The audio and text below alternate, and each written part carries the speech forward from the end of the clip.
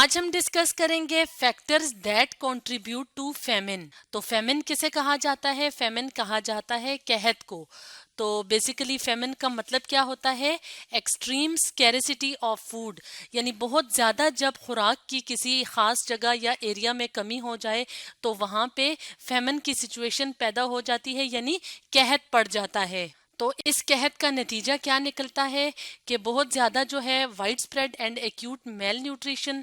تو میل نیوٹریشن کسے کہتے ہیں؟ میل نیوٹریشن ایسی کنڈیشن ہوتی ہے جس میں کہ لوگوں کو پراپر ڈائٹ نہیں ملتی، اور اس وجہ سے اس کے اندر وہ جو ڈائٹ کھاتے ہیں یا جو خوراک کھاتے ہیں تو اس میں غذائی اجزاء کی کمی ہوتی ہے، جس کی وجہ سے مختلف قسم کے نیگیٹو ایفیکٹس پیدا ہوتے ہیں اس پرسن کی باڈی کے اوپر. یعنی میل نیوٹریشن ایک ڈیزیز کی سی کنڈیشن ہوتی ہے جو کہ کس وجہ سے ہوتی ہے، جس کی ایک وجہ ہوتی ہے فیمن یعنی قحط. اور اگر بہت زیادہ عرصے تک فیمن رہے یعنی قحط رہے تو اس وجہ سے ڈیتھ بھی ہو سکتی ہے، یعنی لوگوں کی اموات بھی ہو سکتی ہے بائی سٹارویشن اینڈ ڈیزیز، بھوک کی وجہ سے اور بیماریوں کی وجہ سے. تو اگر ہم فیمن کی اکرنس کی بات کریں کہ یہ کن علاقوں میں زیادہ ہوتا ہے، تو زیادہ تر دنیا کے جو غریب ممالک ہوتے ہیں جیسے کہ افریقن کنٹریز ہوتی ہیں تو وہاں پہ مختلف کنڈیشنز کی وجہ سے فیمن کی کنڈیشن پیدا ہو جاتی ہے، یعنی قحط پڑ جاتا ہے. ان علاقوں میں جو کہ پور کنٹریز ہوتے ہیں یہاں پہ ایکسٹریم اسکیرسٹی آف فوڈ ہوتی ہے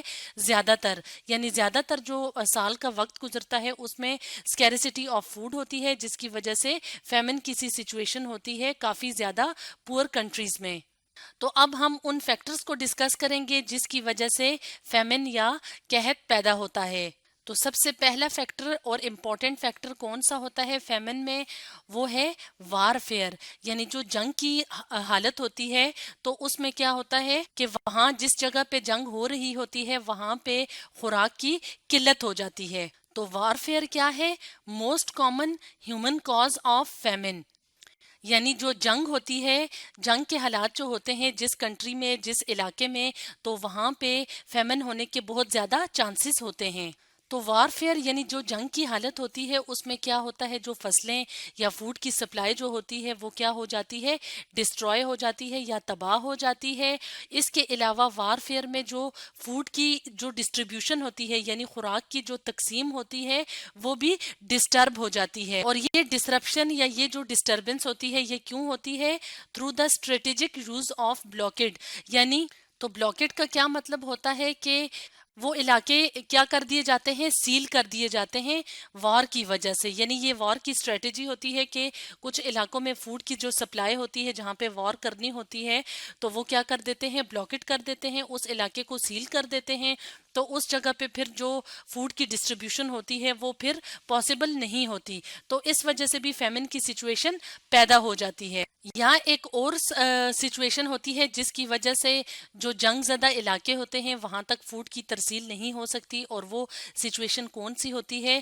وہ ہوتی ہے incidental destruction of transportation routes and vehicles.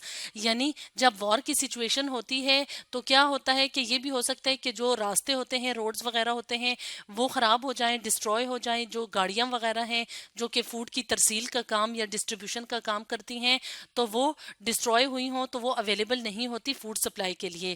تو یہ وجوہات ہوتی ہیں جو کہ وار کی وجہ سے پروڈیوس ہوتی ہیں، اور اس وجہ سے کیا ہوتا ہے، اس علاقے میں اسکیرسٹی آف فوڈ ہو جاتی ہے جس کی وجہ سے اس علاقے میں فیمن کی سچویشن پیدا ہو جاتی ہے. تو ایک اور فیکٹر کی بات کریں جو کہ کنٹریبیوٹ کرتا ہے فیمن کو، یعنی جو قحط کی وجہ بنتا ہے، تو وہ وجہ کیا ہے یا وہ فیکٹر کیا ہے؟ وہ ہے کلائمیٹک کنڈیشنز. یعنی وہ جو خاص علاقہ ہوتا ہے جہاں پہ فیمن کی سچویشن پیدا ہونے کے چانسز ہوتے ہیں تو ان علاقوں میں زیادہ ہو سکتے ہیں فیمن کے چانسز جہاں پہ جو موسم یا ویدر کی جو سچویشن ہے وہ انسٹیبل ہو. فار ایگزامپل اگر ہم بات کریں رین فال کی، تو اگر کسی ملک میں جو رین فال کی کنڈیشن ہے یعنی جو اینول جو بارش ہوتی ہے تو اس کی کنڈیشن انسٹیبل ہے یعنی غیر یقینی ہے، تو ایسے ممالک میں قحط پڑنے کے یا فیمن ہونے کے چانسز زیادہ ہوتے ہیں. فار ایگزامپل اگر ہم بات کریں ایتھوپین کنٹری کی جو کہ ایک افریقن کنٹری ہے، تو اس میں کیا ہوتا ہے کہ نارملی رین فال جو ہے وہ بہت زیادہ کم ہے، اور نارملی کیا ہوتی ہے، سویئر ڈراؤٹ کی کنڈیشن ہوتی ہے. فار ایگزامپل 1984 میں بہت زیادہ سویئر ڈراؤٹ آیا تھا، یعنی خشک سالی آئی تھی. تو اس طرح کی اگر سچویشن پیدا ہو جائے کسی بھی ملک میں، یعنی ڈراؤٹ کی کنڈیشن ہو یا پانی کی بہت زیادہ کمی ہو، تو وہاں پہ کیا ہوگا، ظاہری طور پہ وہاں پہ جو پلانٹس کی یا فوڈ کراپس کی گروتھ ہوگی وہ نہ ہونے کے برابر ہوگی یا بہت زیادہ کم ہوگی. تو اس وجہ سے اس ملک کے جو لوگ ہوتے ہیں وہ سفیشینٹ فوڈ اپنے لیے پروڈیوس نہیں کر سکتے. تو اس وجہ سے بھی قحط پڑنے کے چانسز زیادہ ہوتے ہیں، جیسے کہ ہم نے اگزامپل میں دیکھا ایتھوپین کنٹری. اس کے علاوہ ایک اور فیکٹر جو کہ فیمن کی وجہ بنتا ہے وہ ہے پاورٹی، یعنی غربت. تو وہ فیملیز یا وہ لوگ جو کہ زیادہ تر غریب ممالک میں رہتے ہیں تو وہ افورڈ نہیں کر سکتے نیوٹریشیس فوڈ. تو اس وجہ سے کیا ہوتا ہے، ایسے لوگ جو کہ نیوٹریشیس فوڈ استعمال نہیں کر سکتے پاورٹی کی وجہ سے، تو وہ انڈر نرشمنٹ کا شکار ہو جاتے ہیں. یعنی نرشمنٹ کا کیا مطلب ہے کہ ان کو صحیح طریقے سے غذائی اجزاء ان کی باڈی میں نہیں پہنچتے. تو اس وجہ سے اگر بہت لمبے عرصے تک پاورٹی رہے تو اس وجہ سے ڈیتھ بھی ہو سکتی ہے لوگوں کی. تو پاورٹی کیا ہے، یعنی غربت کیا ہے، ایک اور فیکٹر ہے جو کہ فیمن کی یا قحط کی وجہ بنتا ہے. فار ایگزامپل اگر ہم بات کریں ایک اور افریقن کنٹری کی جس کا نام ہے ڈیموکریٹک ریپبلک آف کانگو، تو کافی سالوں سے جو ڈیموکریٹک ریپبلک آف کانگو ہے وہ سب سے زیادہ پورسٹ کنٹری تصور کیا جاتا ہے. تو ان دو اس طرح کے جو پور کنٹریز ہوتے ہیں، فار ایگزامپل کانگو کی اگر ہم بات کریں تو یہاں پہ جو لوگ رہتے ہیں تو وہ صرف اور صرف بیچارے ڈیپینڈ کرتے ہیں سٹیپل فوڈ پہ، یعنی جیسے ویٹ ہے اور میز ہے. تو اس طرح کے لوگ صرف سٹیپل فوڈ کھا سکتے ہیں کیونکہ ان کو اویلیبل ہی اس طرح کا فوڈ ہوتا ہے. تو باقی کے جو نیوٹریشیس جو اجزاء ہوتے ہیں یا غذائی اجزاء ہوتے ہیں وہ ایسے کنٹریز کے لوگوں کو اویلیبل نہیں ہوتے، کیونکہ یہ جو لوگ ہوتے ہیں مطلب پور کنٹری میں رہنے والے لوگ وہ اس طرح کا فوڈ افورڈ نہیں کر سکتے. تو اس طرح سے پاورٹی ایک اور بیس ہے فیمن کی. اب ہم بات کرتے ہیں ایک اور فیکٹر کی جو کہ فیمن کی کو کنٹریبیوٹ کر سکتا ہے، یعنی قحط کی وجہ بن سکتا ہے. تو وہ فیکٹر ہے اکانومی، یعنی کسی کنٹری کی جو اکانومی یا اقتصادی حالت ہوتی ہے تو وہ ڈائریکٹلی افیکٹ کرتی ہے اس کنٹری کی نیوٹریشنل ریسیلینس پہ. ریسیلینس کہتے ہیں فلیکسیبلٹی کو، یعنی جس کنٹری کی اکانومی اگر بہت زیادہ اچھی ہوگی، جو جیسے کہ ڈیولپڈ کنٹریز ہیں یا رچ کنٹریز ہیں، تو ان کی جو نیوٹریشنل ریسیلینس ہے، یعنی ان کی جو لوگوں میں نیوٹریشنل ریکوائرمنٹ ہے تو وہ بہت آسانی سے پوری ہو جاتی ہے کیونکہ اس کنٹری کی اکانومی اچھی ہے، فوڈ سپلائی وہاں پہ صحیح ہوتی ہے. اس کے برعکس جو پور کنٹری ہوتے ہیں اس کے جو رہنے والے لوگ ہوتے ہیں تو ان پہ ڈائریکٹ اثر ہوتا ہے اس کنٹری کی اکانومی کا. فار ایگزامپل اگر ہم بات کریں لائبیریا کی، لائبیریا جو کہ ویسٹ افریقہ کا ایک کنٹری ہے، تو اس کی کچھ اکنامک ٹربلز پروڈیوس ہوئے، یعنی اکانومی میں کچھ مشکلات تھیں جو کہ زیادہ ہوئیں ایبولا آؤٹ بریک کے بعد. ایبولا وائرس کی وجہ سے ایک ڈیزیز ہوئی جسے ایبولا کہا گیا، یعنی وہاں پہ اس کنٹری میں یہ وبا پھوٹی 2014 میں. تو اس وجہ سے اس جو کنٹری تھا اس کی اکانومی پہ یا اقتصادی صورتحال میں بہت زیادہ مشکلات تھیں یا اس کی اکانومی گر گئی.